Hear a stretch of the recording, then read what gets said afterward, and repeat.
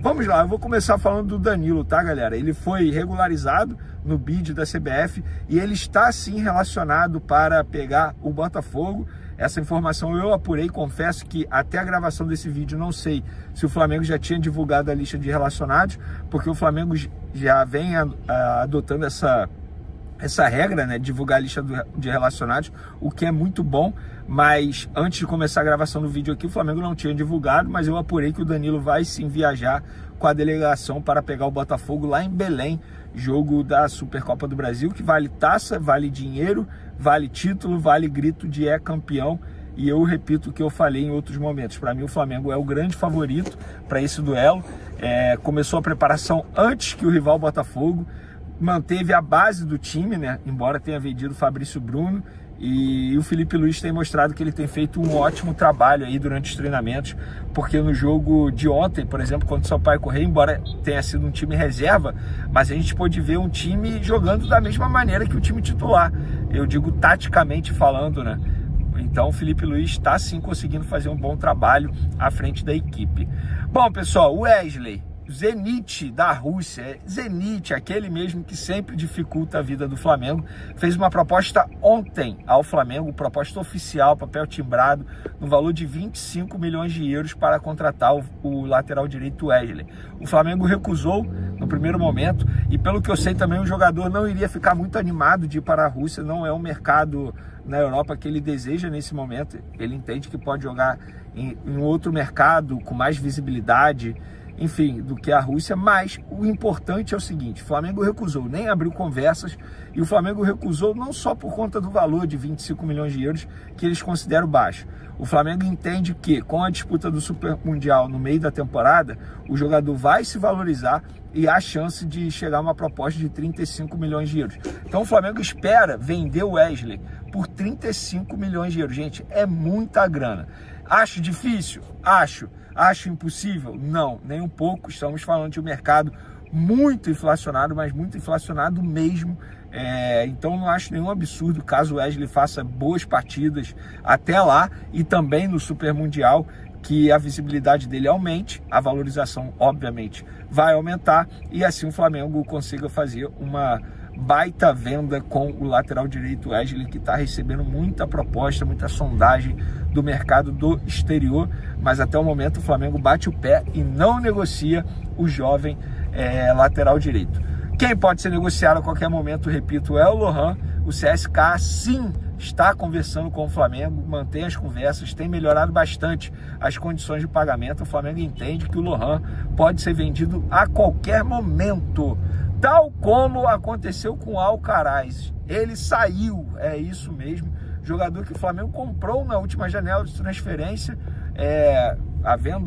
a compra mais cara da história do Flamengo, 20 milhões de dólares, junto uma equipe europeia.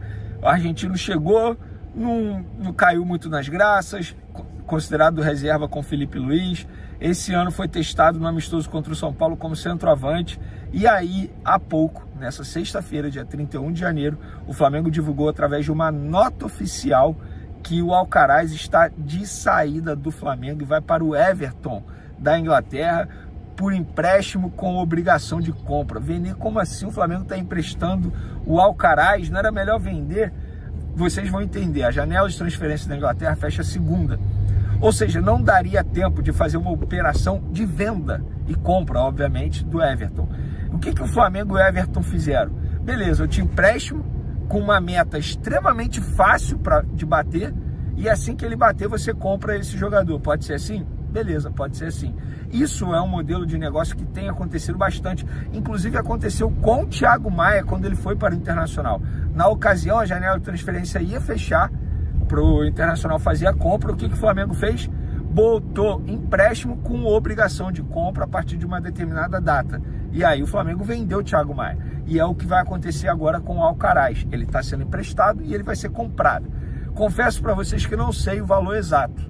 O que eu sei que a pessoa me garantiu, é quase o valor que o Flamengo comprou o Alcaraz na ocasião, na temporada passada. Ou seja, o Flamengo está vendendo o Alcaraz por um valor menor. É pouco menor, segundo essa pessoa do Flamengo. faz sentido. Ele não se valorizou, pelo contrário, era considerado reserva. Então acho que só o fato de o Flamengo recuperar quase o valor investido, para mim já é um ganho da diretoria do José Botto. Inclusive, na nota oficial do Flamengo, o José Botto explica a saída do Alcaraz. Não tem como eu ler aqui, obviamente, que eu estou dentro do carro, mas deixa muito claro que o Felipe Luiz não iria utilizar o Alcaraz, que ele estava fora, digamos, da linha do que o Felipe Luiz pensa para a equipe dele, na parte tática, também na parte técnica. Ele não seria utilizado, era um jogador que iria perder cada vez mais espaço, e por conta disso o Flamengo preferiu liberar esse jogador, negociar esse jogador. Eu acho que foi uma cartada certeira da diretoria do José Botto. Inclusive trabalhou em silêncio. Eu fui pego de surpresa, por exemplo, ninguém sabia dessa, ninguém havia mencionado que o Alcaraz pudesse deixar o Flamengo nessa janela de transferência, e vai acontecer. Ele vai para o Everton, e ele indo, outro jogador tem ótimas chances de chegar. Embora tenha gente dizendo que nem negociação tem, mas já teve conversas, reuniões por videochamadas com o Jorginho. O Jorginho autorizou 2 agentes brasileiros aqui do Brasil a conversar com o Flamengo em relação a essa possível negociação, e não é a primeira vez que esses 2 agentes conversam com o Flamengo para uma possível vinda do Jorginho.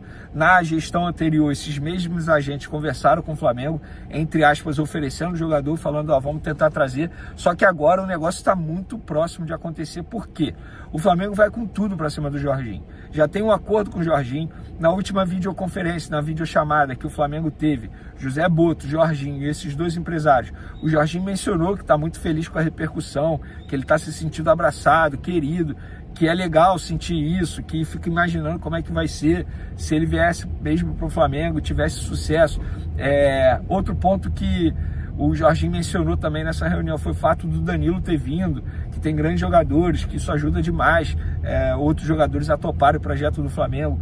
Entre Flamengo e Jorginho está tudo acertado, só que agora o Flamengo vai para cima mesmo, para cima, entre aspas, foi o termo utilizado pelo dirigente do Flamengo, para dizer que agora eles vão com tudo tentar a contratação do Jorginho junto ao Arsenal.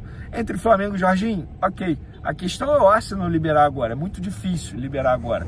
O Flamengo vai desistir dele se ele não vier nessa janela de transferência? Não, né?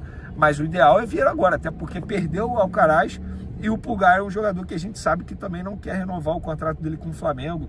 Vai que também possa sair do Flamengo. Então, acho que o Flamengo está agindo de maneira extremamente correta nessa janela de transferência.